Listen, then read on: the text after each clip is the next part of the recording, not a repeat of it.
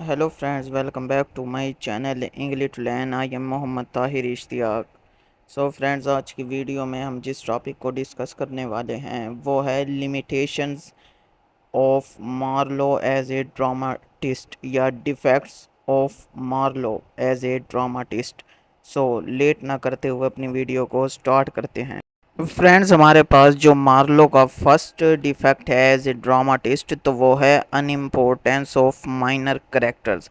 Friends, अगर हम Marlowe के प्लेस को देखें तो जो इनमें मेन कैरेक्टर होता है वही प्ले को उसकी बिगिनिंग से लेकर एंड तक डोमिनेट करता है, यानी कि प्लेज में सिर्फ उसी के एक्शंस को बढ़ा चढ़ा कर बयान किया जाता है, जबकि जो उसके इर्द गिर्द माइनर कैरेक्टर्स होते हैं ना तो वो अपनी इंडिविजुअलिटी को खो देते हैं, यानी कि राइटर उनकी डेवलपमेंट पर कोई ख़ास तवज्जो नहीं देता, बल्कि उसका मकसद सिर्फ मेन कैरेक्टर्स के एक्शंस को ही बढ़ा चढ़ाकर पेश करना है। तो ऐसे लगता है कि जो मार्लो के प्लेस होते हैं ना तो जो उनमें माइनर करेक्टर्स होते हैं तो वो लिलीपुशंस, यानी कि जैसे गलीवर ट्रेवल्स आपने पढ़ी होगी तो उसमें गलीवर एक जगह जाता है जहाँ पर बहुत छोटे छोटे यानी कि बौने रह रहे होते हैं, तो उन्हीं को लिलीपुशंस कहते हैं। तो मार्लो के प्लेज में भी जो माइनर करेक्टर्स होते हैं ना तो वो मेन करेक्टर्स के आगे लिलीपुशंस की तरह बन जाते हैं, यानी कि उनकी अपनी कोई अहमियत नहीं होती। जबकि अगर हम शेक्सपियर के प्लेस को देखें तो इस के प्लेस में जो माइनर करेक्टर्स होते हैं जैसा कि हुरैशो है, कैसियो है, तो वो बिल्कुल ही इंडिपेंडेंट हैं। लेकिन अगर हम मार्लो के प्ले में जैसा कि करेक्टर है वैगनर उसको देखें तो वो यानी कि उतना इंडिपेंडेंट नहीं है जितने के शेक्सपियर के माइनर करेक्टर्स हैं। अब हम यानी कि कह सकते हैं कि जो मार्लो के प्लेज होते हैं तो उनमें जो सेंट्रल करेक्टर होता है वो बहुत ज़्यादा डोमिनेट करता है, जिसकी वजह से जो माइनर करेक्टर्स होते हैं ना वो अपनी अहमियत को खो देते हैं और उस सेंट्रल करेक्टर के आगे वो माइनर करेक्टर्स बहुत छोटे नज़र आते हैं। अब फ्रेंड्स, हमारे पास जो सेकंड लिमिटेशन है मार्लो की एज ए ड्रामाटिस्ट तो वो है एब्सेंस ऑफ वीमेन।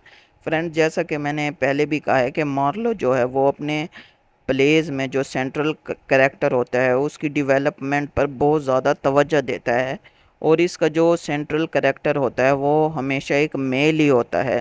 तो अब यानी कि जो मार्लो है तो वो अपने प्लेज में जो है वो जो वीमेन करेक्टर्स होते हैं उनकी डेवलपमेंट पर कोई ख़ास तवज्जो नहीं देता। जैसा कि अगर हम इसके प्लेज को देखें, जैसा कि एक प्ले है जियो ऑफ मेल्टा, तो इसमें जो एबिगेल होती है तो वो हमेशा एक बैकग्राउंड में रहती है और वो उभर कर सामने नहीं आती, जैसा कि शेक्सपियर के प्लेज में वीमेन उभर कर बाहर आती हैं। जैसे कि शेक्सपियर का एक प्ले है द मर्चेंट ऑफ वेनिस, तो उसमें जो पोर्शिया का करेक्टर है जब वो एंड में जज बनकर आती है तो वो एज अ फिलासफर उभर कर हमारे सामने आती है, जबकि मार्लो के प्लेज में ऐसा कुछ नहीं होता। ये मार्लो जो है वीमेन के करेक्टर को की डेवलपमेंट पर कोई ख़ास तवज्जो नहीं देता। अब फ्रेंड्स, हमारे पास जो थर्ड लिमिटेशन है मार्लो की एज ए ड्रामाटिस्ट तो वो है वन मैन शो। फ्रेंड्स, ये जो मार्लो के प्लेज हैं तो वो सब वन मैन शो होते हैं। जैसा कि अभी इसकी जो तीन अहम ट्रेजिडीज़ हैं जैसे कि Tamburlaine, Doctor Faustus of Jew of Malta, तो इनमें जो है सिर्फ एक ही जो शख्स है आदमी है उसी की कहानी को बयान किया गया है, और जो मेन करेक्टर्स हैं सिर्फ उन्हीं की डेवलपमेंट पर ख़ास तवज्जो दी गई है और उसी को बहुत ज़्यादा बढ़ा चढ़ाकर पेश किया गया है। तो यानी कि फिर जो सेंट्रल करेक्टर होता है ना तो उसकी डेवलपमेंट के चक्कर में जो बाकी चीज़ें होती हैं ना वो पीछे रह जाती हैं और सिर्फ मेन करेक्टर ही हर चीज़ को डोमिनेट करता है और उसकी जो पर्सनैलिटी है वो ओवरशैडो कर देती है हर चीज़ को। अब जबकि सेंट्रल करेक्टर ही हर चीज़ को डोमिनेट करेगा और जो माइनर करेक्टर्स हैं और जो दूसरी चीज़ें हैं जब उन पर तवज्जो नहीं दी जाएगी तो जो प्ले होगा तो वो वन मैन शो बन जाएगा। अब फ्रेंड्स, हमारे पास जो फोर्थ डिफेक्ट या लिमिटेशन है मार्लो की एज ए ड्रामाटिस्ट तो वो है lack of humour.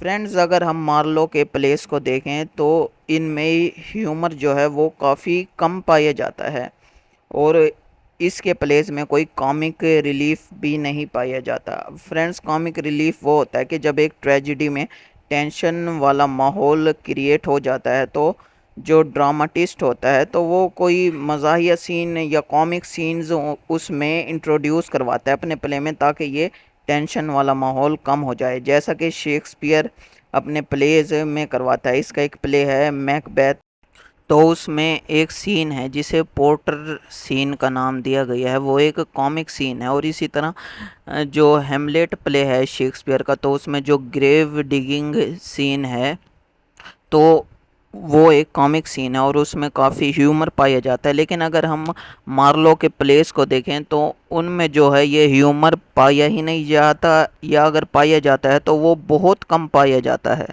So friends, इसी के साथ हमारा आज का टॉपिक भी एंड होता है। अगर आपको मेरी इस वीडियो से कुछ नया सीखने को मिला है तो मेरी इस वीडियो को लाइक करें, अपने फ्रेंड्स के साथ शेयर करें और मेरे चैनल को सब्सक्राइब करें। Thanks and good bye.